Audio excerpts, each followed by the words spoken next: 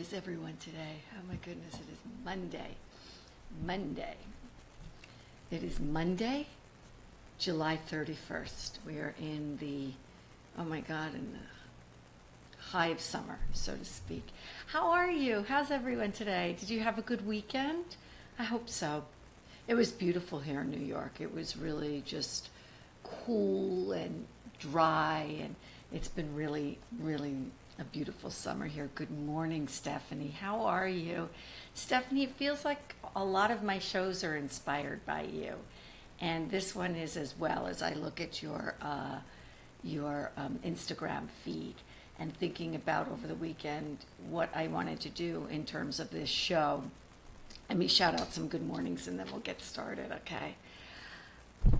Himanshu, good morning. Gina, good morning. Jean, Faba, good morning. Eunice, hello. Thank you, Stephanie. So you get inspiration from everywhere, right? And so we were on our way on Saturday to go to a museum. I wanted to see two artists with whom I work, Sarah Haviland and Elizabeth Knowles at the Hammond Museum, and they have pieces outdoors.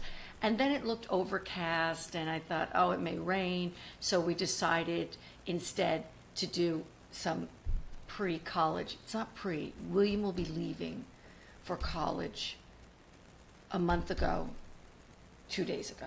So essentially in a month, he will be gone. So we did some college shopping instead. But in thinking about going to the Hammond Museum, I was thinking about Van Gogh and summer and nature and beauty. And then, of course, I was looking at Stephanie Twitchell's Instagram feed, which really is, it just reminded me of Van Gogh's work in the summer, in which it's really this full-throated homage to summer and the beauty of summer. So I thought that would be fun today, even though we did not make it to the Hammond. Let me just say some more hellos. Hey, Jacob, how are you? Gina, how are you? I'm very well today. Hi, Matt. Hi, Wes. Hi, Mark. Good morning. Philippe, Joseph, good morning, everyone. So glad you're here with me. So let's start, okay? Oh, first I want to show you something. I changed the painting behind me. I want you to take a look. This is a Serena Buschi piece. Isn't that gorgeous? That's Big Blue. She did a series of Big Blue. I sold them all. I have this one left and I kind of love it. It was in my husband's office and I took it. So I just love her big piece. The lines that you see are there's writing on them. They're Sanskrit. She's using them as meridian lines, and then the birds as flowers. And this just, look, the blues in this are stunning. So, yay, Serena. Hi, Bashkim. Thank you for joining us. So let's get started. It is Smart Start. And you know what, guys? I'm going to have to make you do something that I don't want to make you do. Thank you, Gina. I'm going to have to start a page. Yeah, that's very funny, Jacob. It's Serena. She's just awesome by nature. It's true. Hi, Stephen. I have to start a Smart Start page on Facebook because I'm the page that I'm on now. I'm only allowed 5,000 friends, so to speak, and I basically keep deleting people in order to add more people on who are really interested in this. And so I have to start a page, and then we're going to have to like it and then switch over to the page, and it's a pain, but I'm going to be sending you a like request. But I won't be able to switch over right away in time. So it's Smart Start, and here we are. So let's take a look. It's Van Gogh Monday. And let's see where Van Gogh is. It's wheat field with partridge. Oil on canvas. It's Paris. Just outside of France, not in Paris, but just outside of Paris. He traveled for the wheat fields, wheat field with partridge. So let me read you something. Good morning, Serena. Did you see that we showed your painting? Let's show Serena her painting, okay? And then we'll get started. Yay, Serena Buschi, Big Blue. We love it. Oh, thank you, Diane. Thank you. It's actually a dress that I turned upside down. Yeah. All right. You got to get creative sometimes. Okay. So let's read about this. Amid the waving wheat, we see poppies and cornflowers. A partridge emerges from the field and flies away. Looking at this painting, you feel as if you're right next to the field. That's true. That's because of the low point of view. Van Gogh painted this rural wheat field while living in the crowded city of Paris. Before his move to the French capital, his main theme had been country life. For him, this summery painting was a brief return to that theme. So this is, okay, so basically the paintings we're looking at today are from 1888 to 1890. 1890 is the year of his death. And I haven't really gone into him in the asylum and all of that history yet. And I want to. I just want to present it in the best way that I can. So I'm working on it for you. But this is post that. This is post asylum. This is post that period in his life. But he's struggling. He's struggling a lot. He's struggling to find his voice. He's struggling to find who he is as a painter. And I think that even though these are overwhelmingly beautiful, I think that you can see, and I think Serena, you could speak to this. I think that, oh, thank you, Maggie. I'm happy to have you here again, too. I think that you can see that there's a lot of different, for lack of a better word, techniques going on. Okay, so we'll see that going through. So let's take a look some more. This I felt was the most subtle of his summer paintings, and we're going to go in kind of in the order of that. Another beautiful piece. This field with poppies. Let's talk about the field with poppies. Van Gogh was captivated by the colors of the landscape around the town of Arles. So now he's in Arles. Yeah, you can feel the breeze. I agree with you, Diane. I'm going to go back because I think Diane Newman Kahn brings up a really beautiful point in this piece. You can feel the breeze here. That's really a great observation. And what is that? What is that, Serena? Is it because of the movement of the wheat, the low point of view, also the movement of the clouds? There's just such movement in this piece that creates that feeling of summer. Yeah, the brushstroke in the grass, almost a meditation. That's interesting you bring that up, Serena, because at this time he's trying to figure out, he's doing, you could see some pointillist work here, you could see these different brush strokes, you could see a thicker palette, not too thick. Yeah, the movement of his brush is creating that gentle breeze. So let's go. Okay, so the field with poppies. I'm sorry. Van Gogh was captivated by the colors of the landscape around the town of Arles. He particularly loved the contrast between the yellow and purple flowers in the field. This is at this time he's in that room. Remember the room, his picture of his room? Yeah. In the landscape, he felt he could see a reflection of the world he knew from his collection of Japanese prints. We've discussed that before about his real love of Japanese painting. Japanese artists use large areas of color in their composition, often with a sharp diagonal. The painting was recently examined and restored. In the process, the old discolored varnish layer, which had dulled the colors, were removed, and so now it's much brighter. Yeah, it's another really gorgeous painting. But look again, the difference between the wheat field and this piece. Wheat field's a year earlier. Let me just transition quickly. And this piece is, again, if you look at the clouds, you see a thicker brush stroke. So he's really trying to figure out who he is as a painter. And it's kind of within that backdrop of this incredibly gorgeous summer. And I started thinking about all the things that happen to us as in summer. You know, and I remember more that,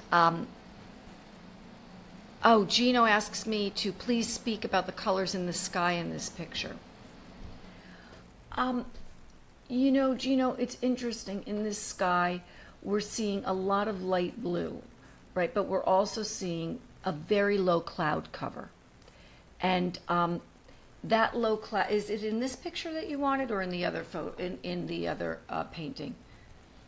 And I just feel like what he's doing is the most important is the brush stroke here. It's a thick brush stroke juxtaposed against the trees to the right, which are much more ethereal, much more lighter. Okay, so let's go. And please, Gino, let me know. I can answer any more of your questions. Philip, good morning. Stephen, good morning. Keep bringing in comments, everyone. Field with irises near Arles. So anyway, so I was thinking about summer. I was thinking about everything that kind of happens to us, who we are in summer, which feels different than who we are the rest of the year. Certainly when we were students. I just remember being in high school and having the summers off, and they were just an amazing time. And then when I was in my early working years, being in the city and the summers in this city, being young, being a 20-year-old, I had my own business, my own apartment, and I'd been putting myself through school. I was at Fordham University. I had my bicycle. I rode around the city, pair of shorts, T-shirt, and just working all day, studying, just so exciting. I did not care about the beach. I did not care about going to the countryside. The heat of the city just inspired me. And on the weekends, I'd go, to the Hamptons or whatever and go and swim. But I got all this excitement, and so I started to think about summer and our summers of our youth, and then just summer in general, and I thought about Van Gogh and fighting to become who he is. You're welcome, Gino. Good morning, Jason. Good morning, Stephen. And fighting to become who he is as an artist in the summer, and he's in this incredible backdrop of France. So look at this piece, The Field with Irises near Arles. Look at the foreground. And again, we see those sharper, thicker brush strokes and not so much movement of the first piece. Let's see what we have. Okay, so let me go to the next one for you. And again, I want love this piece. Love this piece. Which one, Serena? The Field with Irises or the Farmhouse in a Wheat Field? This piece is just, I just think it's quintessential summer, right? But there's something gentle about this. Whereas Diane pointed out that we had the breeze in the wheat field painting. Here, there's this gentleness of summer. And he says, he didn't say this, this is written about him. For this farmhouse in a field near Arles, Van Gogh used bright, unmixed colors. The work illustrates what he had learned in Paris. Then he had encountered a variety of new art movements, including Impressionism and Pointillism. Okay, I'll go back to it, Serena. As soon as he arrived in the southern city of Arles, he began painting his surroundings. He tried to use everything he had learned to find a style of his own. For instance, he varied his brushstroke from dots and specks to larger strokes. In this painting, that technique is most clearly visible in the tree. Can you see the difference from the tree to the sky to the house? And I think it's what we spoke of. He's learned a lot of new techniques. At that time, Impressionism was not a word that you'd want to be associated with. Pointillism, I want to read what Jason says. I had no idea how powerful his work was, texture, until I saw it in person. Yeah, it's true. It's true, Jason. The Good Samaritan made my mouth water. I agree. Embarrassing to reveal, but then not. No, it's not. It's not embarrassing to reveal. Because what happens with Van Gogh is that because he's a part of pop culture, he's so much a part of our culture in a way that not every artist is, that we assume that we know him. There's this assumption because we saw this image of the sunflowers. We saw this image of Starry Night, and it's all over. It's in books and cartoons and movies and everything else. So it's there in our psyche. And then you see it. And that's the difference, the experience. And it's the difference, and I'm glad you brought this up, Jason, is because when you look at art, it's not just seeing it, it's also what you bring to it. When we're seeing it in pop culture or in the media, we're seeing it with someone else's bias or take on it. Like we all know Van Gogh had a dream about looking at the stars. So he did Starry Night or the sunflower. You know, they become, we have these taglines for them. And so we're really not bringing ourselves to it. But when you're in that museum, and I hope when you're here, even as you're listening to me, that you are bringing yourself to the work. And so you're seeing this reflection. It's a two-way reflection. It's you and the artist. It's you and the artwork. And that's what makes it so powerful. I'm so glad you brought that up. Thank you. Yeah, like a new start. Okay, so wait. So Serena, you liked this piece. It is a beautiful painting. It is. It's a stunning, stunning piece. And the perspective is that of kind of a Japanese print. It's that diagonal, right? He doesn't give us this perspective straight on. He gives it to us as a diagonal. So there's a sense of, I don't know, what would you say the sense of it is? Looks like a freshly built house by a young family.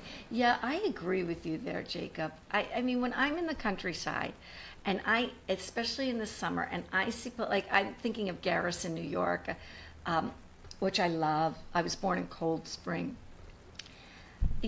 I pass, the green of the grass, the blue of the sky, the white of the clouds, the full trees. There's just something so new and renewed about life.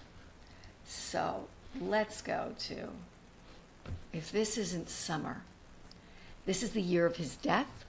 And we will talk about that at a later show because there are a lot of questions that need to be answered regarding his death. Was it a suicide? I disagree with that notion.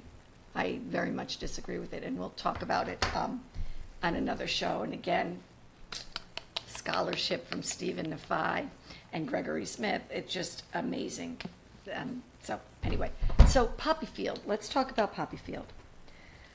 He writes to his brother Theo.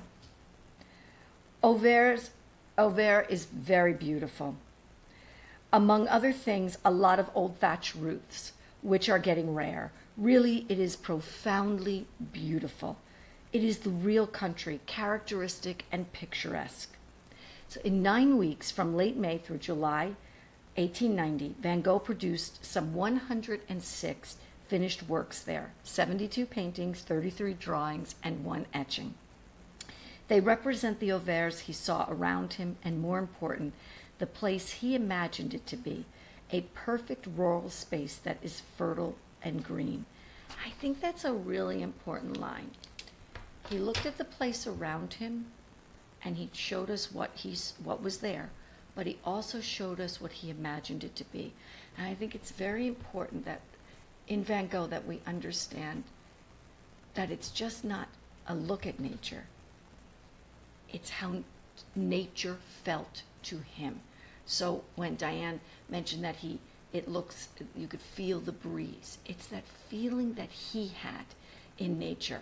And let's look at this piece. I mean, look, oh my goodness, everybody wait, we have to wait and pause, and everybody welcome my mother to the feed. She finally made it to the feed. Grandma Phyllis, yay. Hi, I'm so happy you're here. Can you type something and say hello to us all? Yay. My mom's here. Okay, so this is how nature felt to him. So that's why a lot of times you see these colors that don't necessarily belong in nature, or we don't think of them as being in nature. Look at this sky. This sky is really amazing. We have yellows, we have blues, we have black. We have a sky moving so quickly. There even looks like there's a little bit of a sun in the middle as an orb. We have so much.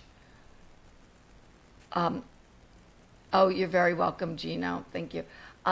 We have so much happening. We have trees that look like lollipops, and yet they're bending. We have poppies that are just the dots, thick dots of red. And so very much this is the feeling for Van Gogh of what nature was, the importance of nature to him. And this is such a magnificent time in his life, although it starts to be the end of his life. So that, I really wanted to present that to you on this Monday, on July 31st as we head into August, we're in the height of summer, and hoping that you're getting everything that you want out of summer, this richness of it. And even if it's not all great, it's okay. Even that struggle, because look, he was struggling really hard right now, really hard in this time. And yet he finds the beauty of everything around him. And I have to do that for myself every single day. And then looking at that art, I'm reminded of that. So I'm hoping that you all have a wonderful day. I will be back tomorrow. I will be on Cheddar on Friday. And I'm looking forward to hearing all of your comments on the feed. And I will continue to comment with you, and I'm going to ask you all to like my Smart Start page. I know it's a pain, and then eventually we'll just transfer over to that. So thank you all very much. I hope, let me just say, missed most of this because of poor, oh yeah, I love the red in the foreground too, Maggie. It's really gorgeous. Good morning all, and to my angel daughter, you look absolutely positively gorgeously, my sweetheart. Don't you love my mother? I have to tell you something. My mother, she makes you feel so good. Hey, okay, that's what mothers should do, right? My mother's the quintessential mother. Okay, everyone, have a wonderful day. I will see you tomorrow, and we'll continue the conversation. Thank you, guys. Bye.